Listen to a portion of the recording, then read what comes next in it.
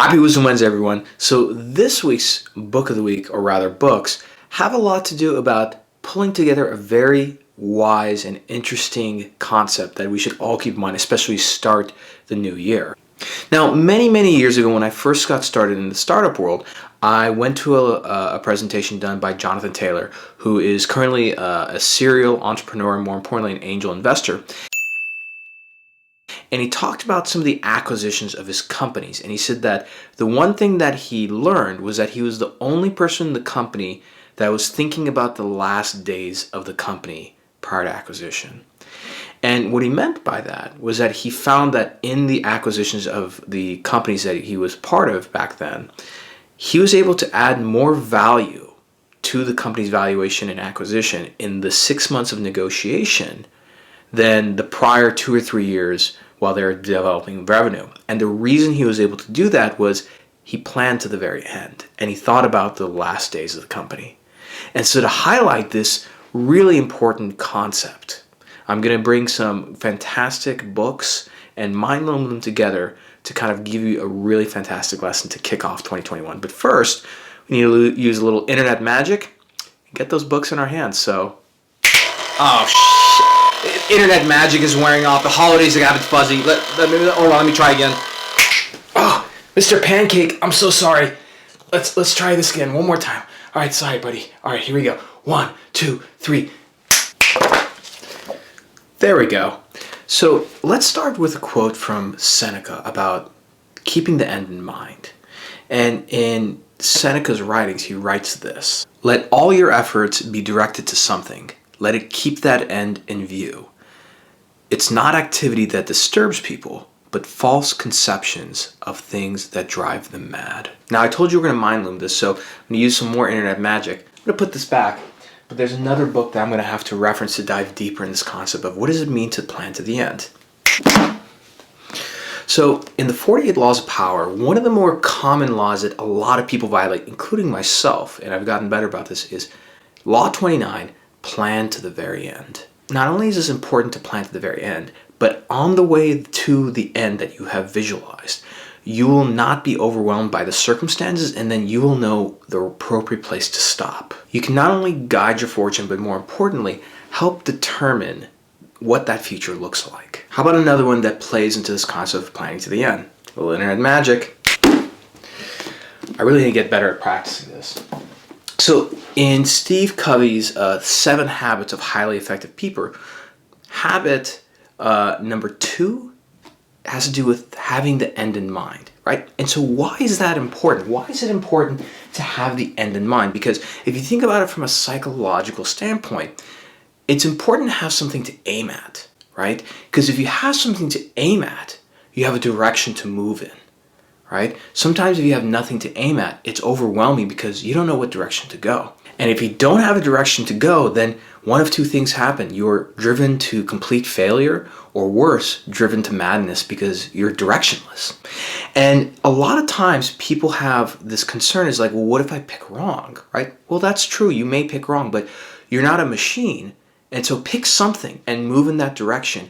And as you gather more information, perhaps whether that aim is a goal or something else, things change as you get more information. But at that point, then you can decide to adjust and change, right? For me, when I left medical school, I didn't really know what I would end up doing. I would have never have guessed that I'd be doing marketing, business development, and medical technology. I actually didn't see that.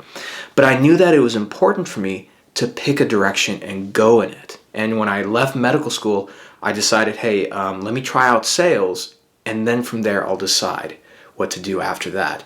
And doing that allowed me to get some experience, gather information, and start changing the thing that I was aiming at as I go. And I think that's the big thing about life, everyone, especially for those young professionals, is that you're not going to have all the answers at once.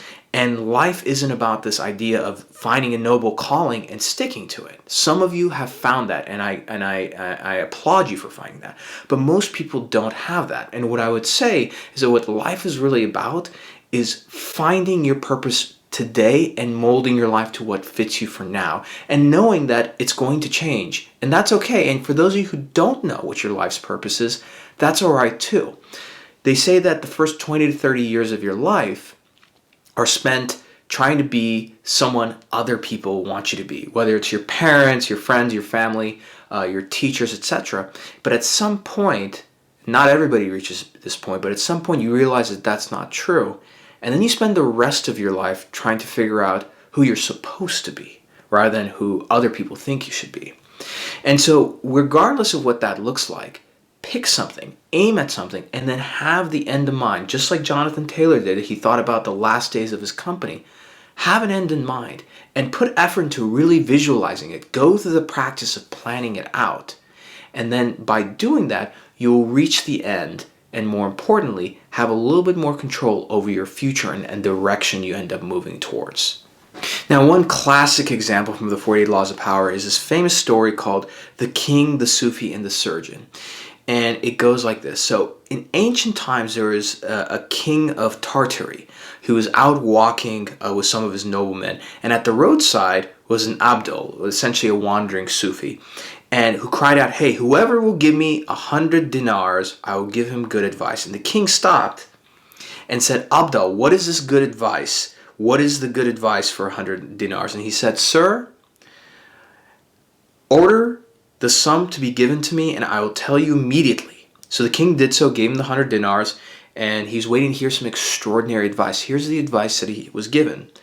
The dervish said to the king, "My advice is this: never begin anything until you have reflected what will be the end of it." And at this, a lot of the nobles kind of laughed, and everyone joked, saying, "Oh, the Abdul had been wise to ask for his money in advance because it's not that great." But the king said, "You have no reason to laugh at the advice this Abdul has given me. No one is unaware of the fact that we should think well before doing anything. But we are daily guilty of not remembering, and the consequences are evil." I very much value this dervish's advice. So the king decided to bear the advice. He always had this in mind, and commanded that it be written in gold on the walls and even engraved in his silver plate. But not long afterwards, a plotter decided to try and kill this king, and knowing that the king had, let's say, a procedure to be done, went to the surgeon and said, "Hey, if you drain the king's blood during the procedure and let him die, I will reward you for it." So of course, when it came time to do this, the surgeon became aware of the words engraved, right, on the walls in gold. "Never begin anything until you have reflected what will be the end of it." And it was only then that the surgeon realized that if he helped the plotter become king, he would have the surgeon killed immediately and would not need to fulfill his bargain. And so the surgeon confessed to the king, and of course the plotter was immediately killed and seized.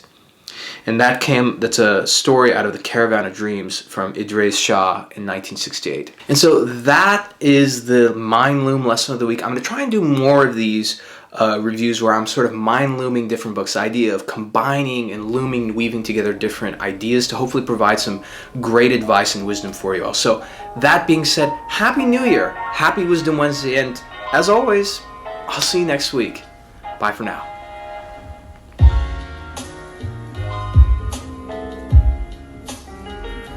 Pancake, I'm sorry I woke you up. And the internet magic isn't good. But you know what? We'll get you some treats. How about that? Some treats? All right? Okay, let's go.